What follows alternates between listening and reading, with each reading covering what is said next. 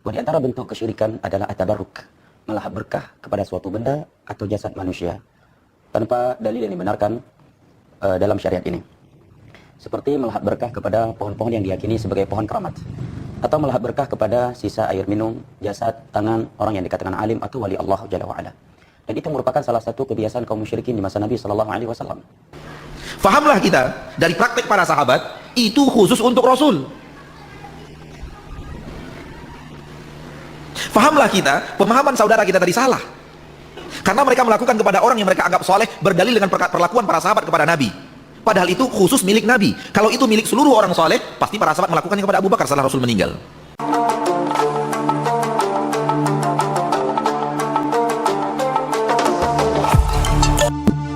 Nyata tidak, dikatabarukan kepada ulama atau habaib, hukumnya adalah mutlak bid'ah dan haram atau bahkan sampai syirik. Ya, istilah tabarukan sudah tidak asing lagi bagi para umat Islam, terkhususnya bagi kalangan ahlu sunnah wal jamaah. Bahkan soal tabarruk kepada ulama, kiai dan habaib sudah menjadi suatu kebiasaan. Berbeda dengan kalangan salafi wahabi yang enggan dengan tabarruk, bahkan membid'ahkan atau bahkan mensyirikan. Ahlu sunnah wal jamaah memang sangat semangat dalam melestarikan amaliyah ini. Kelengkapan data sebagai suatu dasar dari berbagai kitab membuat golongan ahlu sunnah wal jamaah kian antusias dalam bertabarruk. Dalam kitab Al-Insaf fi ma'uthira haulahul khilaf, ulama bersepakat bahwa tabarruk adalah amaliyah yang disyariatkan oleh Nabi Muhammad SAW dan diamalkan oleh para sahabat, tabi'in, dan para salafus soleh. Berlandaskan pada keterangan ini, kemudian banyak umat Islam ahlu sunnah wal jamaah yang berbondong-bondong bertabarruk pada segala hal yang mengandung keberkahan, dan tak luput pula mereka bertabarruk kepada para ulama. Menurut Imam Ibnu Hibban dalam kitab Sahihnya, hukum bertabarruk adalah boleh karena mengingat para ulama adalah para pewaris Nabi.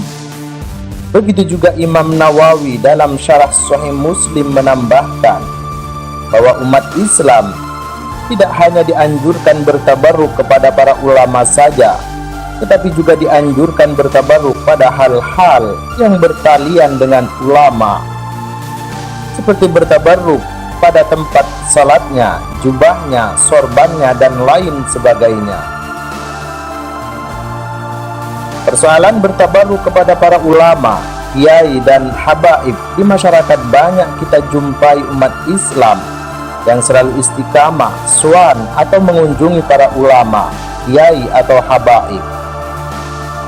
Mereka yang datang ke kediaman para beliau tersebut dengan niat dan fokus mereka perihal tabarruknya tetap memohon keberkahan hanya semata kepada Allah Subhanahu wa Ta'ala.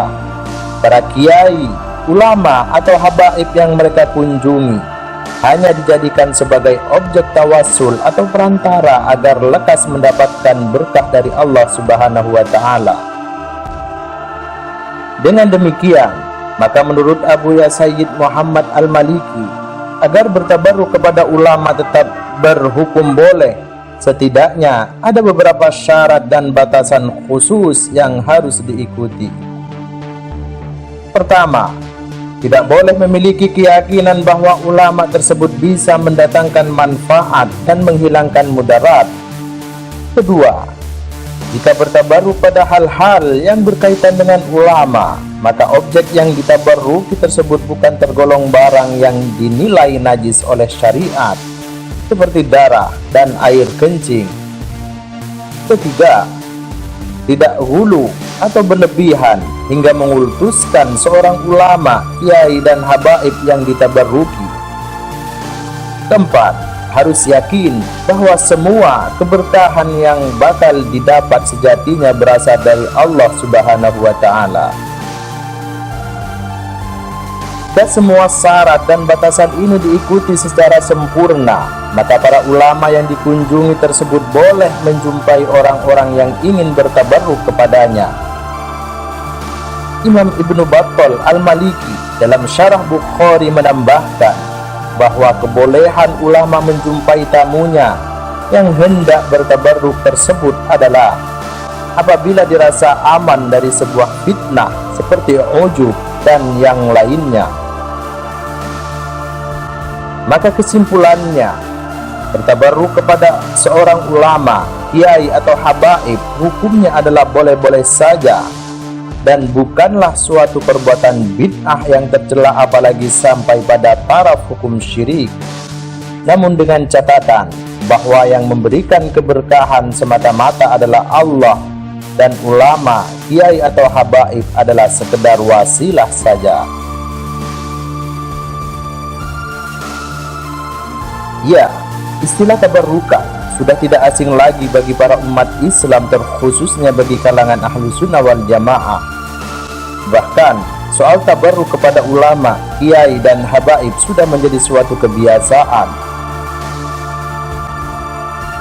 Berbeda dengan kalangan salafi wahabi yang enggan dengan tabarruk, bahkan membid'ahkan atau bahkan mensyirikan, ahli sunnah wal jamaah memang sangat semangat dalam melestarikan amaliyah ini.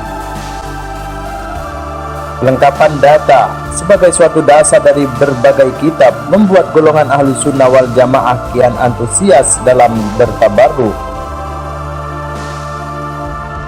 Dalam kitab Al-Insaf fi ma'uthira haulahul khilaf, ulama bersepakat bahwa tabarruk adalah amaliyah yang disyariatkan oleh Nabi Muhammad SAW dan diamalkan oleh para sahabat, tabi'in, dan para salafus soleh. Berlandaskan pada keterangan ini, kemudian banyak umat Islam ahlus sunnah wal jamaah yang berbondong-bondong bertabarruk pada segala hal yang mengandung keberkahan, dan tak luput pula mereka bertabarruk kepada para ulama. Menurut Imam Ibnu Hibban dalam kitab Sahihnya, hukum bertabarruk adalah boleh karena mengingat para ulama adalah para pewaris Nabi. Begitu juga Imam Nawawi dalam Syarah Sahih Muslim menambahkan bahwa umat Islam tidak hanya dianjurkan bertabarruk kepada para ulama saja, tetapi juga dianjurkan bertabarruk pada hal-hal yang bertalian dengan ulama, seperti bertabarruk pada tempat salatnya, jubahnya, sorbannya, dan lain sebagainya. Persoalan bertabarruk kepada para ulama, kiai, dan habaib di masyarakat banyak kita jumpai umat Islam yang selalu istiqamah, suan, atau mengunjungi para ulama, kiai, atau habaib. Mereka yang datang ke kediaman para beliau tersebut dengan niat dan fokus mereka di hal tabarruknya tetap memohon keberkahan hanya semata kepada Allah Subhanahu wa Ta'ala. Para kiai, ulama, atau habaib yang mereka kunjungi hanya dijadikan sebagai objek tawasul atau perantara agar lekas mendapatkan berkah dari Allah Subhanahu wa Ta'ala. Dengan demikian, maka menurut Abu Ya Sayyid Muhammad Al-Maliki,